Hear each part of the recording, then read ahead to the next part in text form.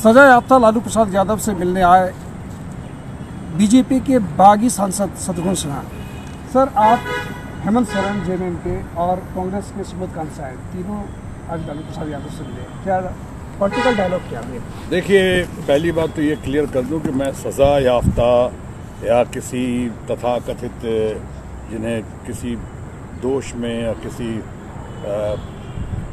भ्रष्टाचार में या तरह के घोटाले में अगर जिनको शामिल किया गया, किन कारणों से किया गया, जिन कारणों से किया गया, बहुत लोग तो कहते हैं कि आजकल देश में हर एजेंसीज का दुरुपयोग हो रहा है। उसके ज़रिए चाहे शशि थरूर हो कि चिदम्बरम हो कि और बहुत सारे हों कि हमारे अपने लालू यादव जी हों, इसके पहले ममता बनर्जी के यहाँ देखा जा रहा था, इतनी अच्छी नेता है वो देश की।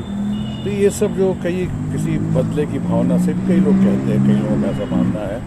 बहरहाल मैं वो भी नहीं कह रहा हूँ। मैं कह रहा हूँ मैं आया था मिलने अपने पारिवारिक मित्र से, अपने बहुत अच्छे दोस्त से जो हमारे सुख दुख के भागीदार रहे हैं और मैं भी उनका सुख दुख का बहुत भागीदार रहा हूँ। तो इसलिए आज मैं आया था नए वर्ष की शुभकामनाएं देने, क्रिसमस के, और साथ ही साथ उनका हालचाल लेने। पॉलिटिकल डायलॉग क्योंकि तीनों थे आप लोग। पॉलिटिकल डायलॉग देखिए, वो लोग पहले से थे। हेमंत सोरेन बड़ा अच्छा डायनेमिक लड़का है, वो पहले था वहाँ पे, वो थे वहाँ पे। उसके साथ वो शकील भी थे हमारे, और आप और सुबोध कांत साहब। और सुबोध कांत साहब जो हमारे पारिवारिक दोस्त हैं, बहुत पुराने दोस्त हैं, आप सबको पता है। उनके साथ गया था वहाँ पे, और पारिवारिक ही बातें ज़्यादा हुई, क्योंकि ऐसे भी खरमास का महीना है। मैंने कई लोगों को कहा खरमास के महीने में बहुत कोई निश्चय या बहुत निर्णय, कोई ख़ास राजनीतिक फैसलों पे तवज्जो देने की घड़ी नहीं थी। लेकिन बहरहाल जो बातें हुई, मुझे लगता है आने वाले दिनों में वो बातें रंग ला सकती हैं। क्या लगता है तीनों राज्यों में जिस तरह से चुनाव परिणाम आपने देखा, अब शत्रु की जो टीम है क्या आकलन करता है 2019 में, क्या स्थिति है? नहीं जी, बहुत कठिन है डगर पनघट की। यानी ये तो भी दिखा दिया इन लोगों ने। सिर्फ तीन राज्यों की बात करें तो वहाँ तो बुरी तरह हार हुई हमारी, और राइटिंग ऑन द वॉल हमने पहले ही कह दिया था, आपको याद हो, शुरू से कह रहा था कि खतरे संकट की स्थिति से गुजर रहे हैं हम लोग। राइटिंग ऑन द वॉल दिखाई पड़ रहा है कि हम अच्छा नहीं कर रहे, क्योंकि किसान परिवार हमसे बिल्कुल दुखी, त्रस्त। हमारे किसान परिवार, नौजवान, हमारी महिलाएं असुरक्षित महसूस कर रही हैं। उसके बाद रोज़गार की तलाश में दरबदर जो हमारे अपने परिवार के नौयुवक भटक रहे, उनको वायदे खिलाफी इतने हुए, कोई वायदे पूरे नहीं हुए। वो छोड़ दें 15 लाख देने का वायदा या 2 करोड़ रोज़गार देने का वायदा, वो सब भी छोड़ दें। तो और जितनी बातें हुई जुमलेबाजी ही साबित होती रहीं। तो इसका एक वक्त आ गया था, हमने कहा था, और वही हुआ। इन 3 राज्यों में तो आपने देखा कि ईवीएम के बावजूद और उनकी तमाम हमारे लोगों की कुछ हरकतों के बावजूद इस तरह से पछाड़ गई। अगर ईवीएम वगैरह पे लोगों को शक नहीं होता। क्या आकलन क्या है 2019 के लिए? देखिए, मैं तो यही कह रहा हूँ, मुश्किल तो ज़रूर है बहुत। हमारी लोकप्रियता तो पहले से बहुत कम हो गई है।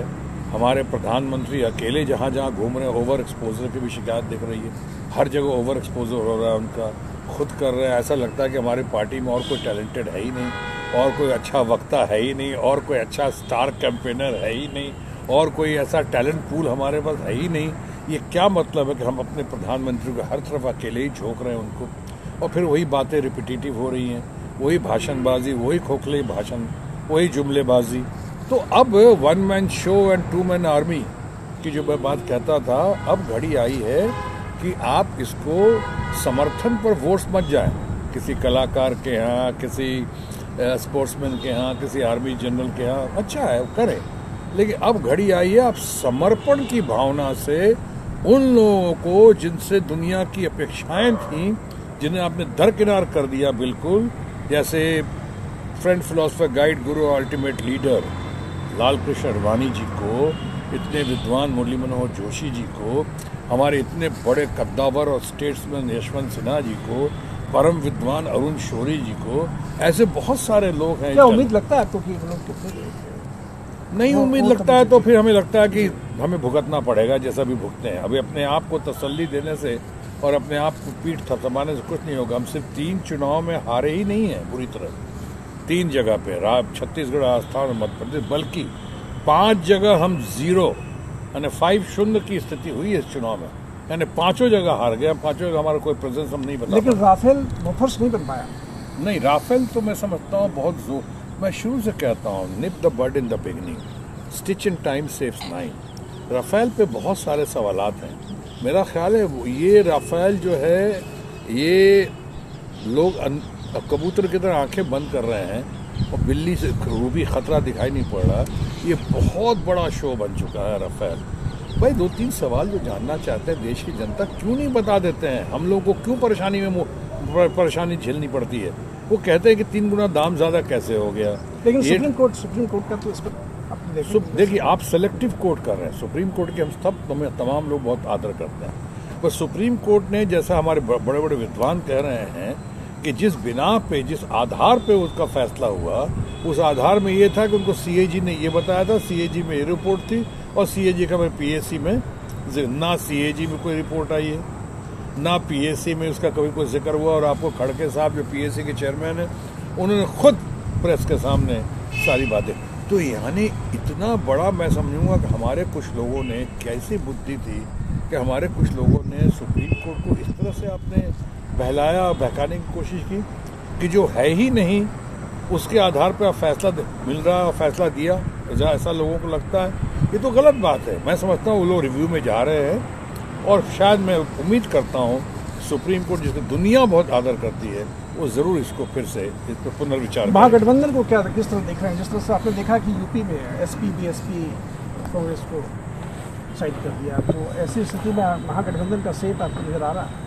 क्या लालू जी से क्या बात हुई इस पर? महागठबंधन कहिए, गठबंधन कहिए, ये तो बहुत ही, जैसे कहा ना, राफेल को लोग अंडरस्टिमेट कर रहे थे, और राफेल आज बहुत बड़ा विकराल रूप बनकर सामने आ गया है। जनता जनार्दन की एक आवाज़ है, एक जिज्ञासा है, एक पुकार है कि राफेल के बारे में खुलकर सामने और सच लोग। उसी तरह से महागठबंधन या गठबंधन की ओर लोग तमाम निगाहें लगाए हुए हैं। वो कह रहे हैं कि हम लोग को सुनना पड़ता है कि इतना अहंकार है आपके यहाँ, इस गरूर के साथ आप बातें करते हैं, कितना अंग्रेजी में कहते, can't fool all the people all the time. इतने दिनों से आप जुमलेबाजी को प्रोमिसेस करते हैं, फिर जुमलेबाजी में बदल देते हैं। आपने किया क्या कॉन्क्रीट? और एक बात और नहीं भूलनी चाहिए, भारत के भूतपूर्व और अभूतपूर्व प्रधानमंत्री, जिनको हम आज भी श्रद्धा के सुमन अर्पित करते हैं, अटल बिहारी वाजपेयी जी, उनकी कितनी तारीफ होती और कितना काम किया था, उसके बाद भी शायद कहीं कुछ कमी हम लोग में या हम लोग की वजह से रह गई थी कि हम सरकार नहीं दोबारा बना पाए, यानी हम जीत नहीं पाए चुनाव। को याद होगा, इस बार तो लोग ढूंढ रहे हैं, और उसी समय ढूंढ रहे हैं कि अब इसका विपक्ष या इसका तोड़ या इसका विरोध कौन सही तरीके से कर सकता है। तो लोग आंखें बैठाए हुए हैं। अब अखिलेश को और मायावती जी को आप अंडरस्टिमेट तो नहीं कर सकते। आज उनके पास तो आपकी भाषा में, मीडिया की भाषा में, वोट बैंक का अपार जन समूह है या समुंदर है उनके पास। राहुल को क्या वो मानेंगे नेता? क्या आपको लगता है कि राहुल को नेता मानेंगे? ये देखिए, ये बात, ये हम लोग शायद लोगों को बरगलाने की कोशिश, अभी ये सब बात करने की आवश्यकता ही नहीं है। वो तो तय हो चुका है, जिसकी बहुमत होगी, जिनके पास सबसे ज़्यादा तादाद होगी और जिनको सबसे ज़्यादा समर्थन देने वाले होंगे, चाहने वाले होंगे, उनके नाम को प्रपोज किया जाएगा। अभी कुछ लोगों ने प्रपोज करना शुरू किया है। हमारे पास 1 से गुणी लोग हैं, और उसके बाद देखना होगा उनका परफॉर्मेंस कैसा होता है। अभी आप देखिए महाराष्ट्र में अभी हमारे शरद पवार जी और कांग्रेस मिल रही है, तो वहाँ भी खतरे की घंटी बज जाती है हमारे लोगों को। उसी तरह कुछ और हो रहा है। Late is not forget, Mamata Banerjee बहुत ही मजबूत है, उनकी टीम बहुत मजबूत है वहाँ पे, तो ममता बनर्जी को भी अंडरस्टिमेट नहीं किया सकता है। अखिलेश हैं, चाहे हमारा तेजस्वी लड़का जो बिहार का है, इतना बढ़िया है, मैं तो उसके बिहार का चेहरा भी मानता हूँ और बिहार का भविष्य भी देखता हूँ उसमें। ये तेजस्वी यादव इतने कम उम्र में इतनी परिपक्वता आ गई, इतना बढ़िया बोलने लगा और समझने लगा, अपने आप को पेश करने लगा है। आज लोगों की ज़बरदस्त सहानुभूति को बहुत बहुमत मानती है बिहार में। ये मानती है कि शायद लालू जी के साथ ज्यादती हुई है, ये मानती है कि 7 साल और 7 साल 14 साल की सज़ा किसी ने ना सुना होगा, ना देखा होगा, ना पहले पाया होगा किसी के मामले में, ऐसा लोग कहते हैं। तो लालू जी को भी ज़बरदस्त सहानुभूति की एक लहर, मैं पूरे बिहार में, वो झारखंड में तो वेव देख रहा हूँ उनका, उनके समर्थन में। तो ये सब चीज़ें जो हैं महागठबंधन के नेतृत्व में या गठबंधन के साथ छतरी के तले, ये सब बातें बहुत रंग लाएंगी, इसमें दो राय नहीं है। एक अटकलों का जो बाजार गर्म है आपके, आप कहाँ से चुनाव लड़ेंगे इस पर? देखो, कभी धनबाद की बात होती है, पटना साहिब की बात होती है, ये भी बात होती है कि आप आरजेडी के टिकट से चुनाव लड़ने वाले हैं। ये क्या है इसमें? देखिए, हमारे सब मित्र हैं और मेरा सौभाग्य है कि मैं सर्वदल प्रिय हूँ। लोग बहुत प्यार करते हैं, मानते हैं। राज्यसभा जाएंगे या चुनाव लड़ेंगे? नहीं, देखिए, पहले तो खरमास के वक्त में वो सब बोलने का कोई मतलब नहीं कि क्या करूँगा और क्या होगा, लेकिन इतना जरूर कर सकता हूँ जो मैंने कहा है, जो पहले भी कहा है, कि लोकेशन कुछ भी हो, नहीं, सिचुएशन कुछ भी हो, लोकेशन तो वही होगा, पटना और पटना साहिब, बस। तो ये थे शत्रुघ्न सिन्हा, जिनका कहना है कि सिचुएशन चाहे कुछ भी हो लेकिन लोकेशन वही होगा, पटना साहिब से ही ये चुनाव लड़ेंगे। धर्मेंद्र सिन्हा, रांची, आज तक।